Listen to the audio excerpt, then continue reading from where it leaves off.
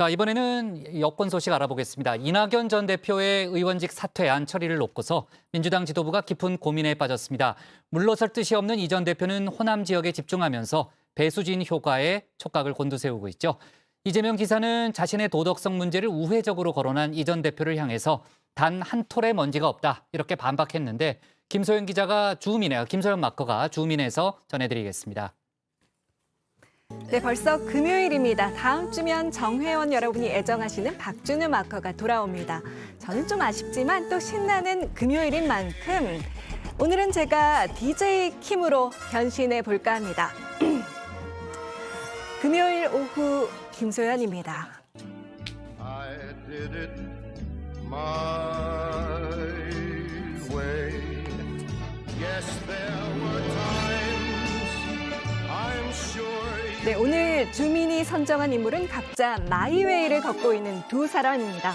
먼저 돌아갈 다리를 불사르고 의원직 사퇴에 배수진을 친 이낙연 전 대표 얘기입니다. 속전속결, 벌써 의원회관 방도 빼고 보좌진도 면직 처리한 이 전 대표, 25일 호남 경선 전에 본회의에서 사퇴안을 처리해달라는 입장입니다. 하지만 이를 만류하고 있는 당 지도부는 깊은 고민에 빠졌습니다. 대표께서는 제가 만류하셨다고 입장을 드렸었고, 그런데 지금까지 이낙연 전 대표의 의원직 사퇴 의사가 워낙 강고하고 의지가 결연하기 때문에 지도부가 신중하게 이 문제를 바라보고 있다. 네, 민주당의 고민이 깊어질 수밖에 없는 이유 중 하나는 바로 이 전 대표의 지역구가 정치 1번지 종로라는 데 있습니다.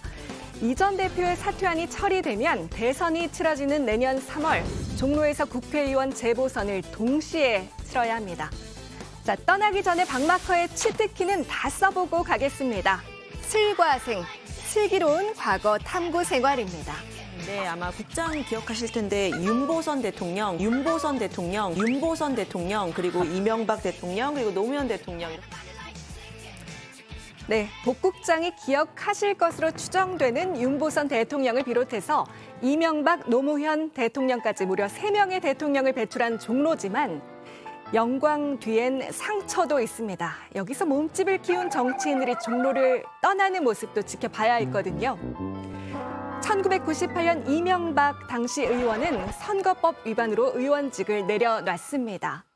그해 재보선에서 당선된 노무현 당시 의원은 2년 뒤 총선에서 종로를 떠나 부산에 출마했죠.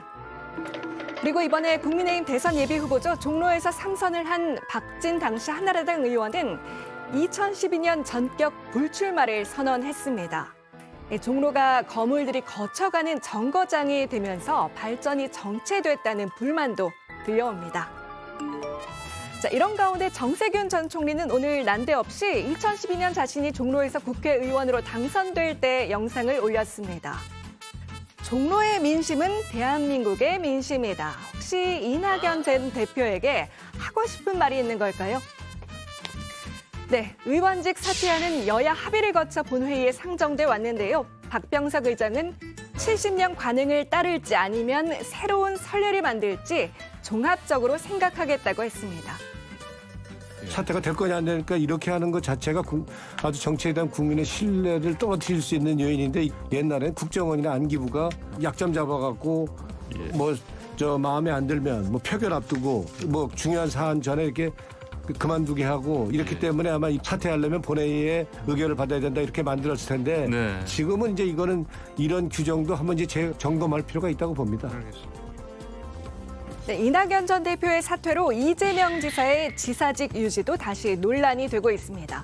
이 전 대표는 우회적으로 이 지사를 압박하고 나섰죠. 제가 이랬으니까 너도 이래라 그런 식으로 하고 싶지는 않습니다. 각자 알아서 판단하겠죠. 그런데 예전에 그 문제가 나왔을 때 그러면 네가 의원직 사퇴하라고 말했던 분들이 계시잖아요. 그분들이 지금 다른 얘기를 하고 있죠. 그건 이상하지요.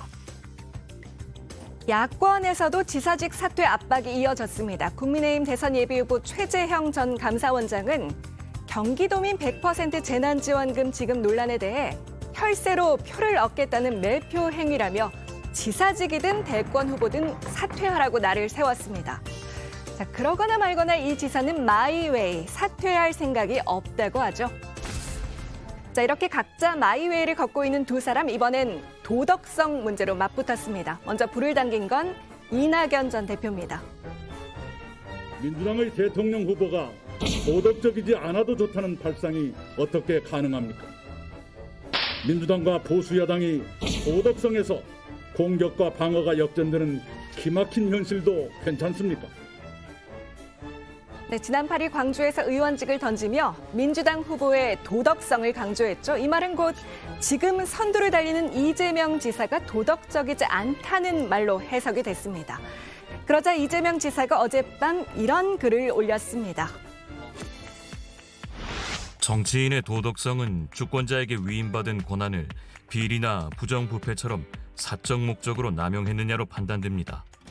제게 단 한 톨의 먼지나 단돈 1원의 부정부패라도 있었다면 결코 살아남지 못했을 것입니다. 한마디로 자신의 정치적 도덕성엔 아무 문제가 없다는 겁니다. 이 지사 측에 합류한 친문 전재수 의원도 어제 JTBC 썰전 라이브에 출연해 비슷한 얘기를 했더군요. 도덕성도 중요합니다. 근데 이재명 후보 이제 형수 욕설 저도 이제 꼼꼼히 다 봤거든요. 친인척의 시정 개입이라든지 이런 것들을 막아내는 과정에서 벌어졌던 말하자면 불행한 가정사, 불행한 가정사입니다. 네, 두 사람의 발걸음에서도 마이웨이는 계속됐습니다. 이번 주말 대구 경북과 강원 지역 경선을 앞두고도 이 지사는 호남에 머물렀습니다. 광주, 전남 여수, 보성에 이어 오늘은 전북 익산에서 일정을 소화했습니다.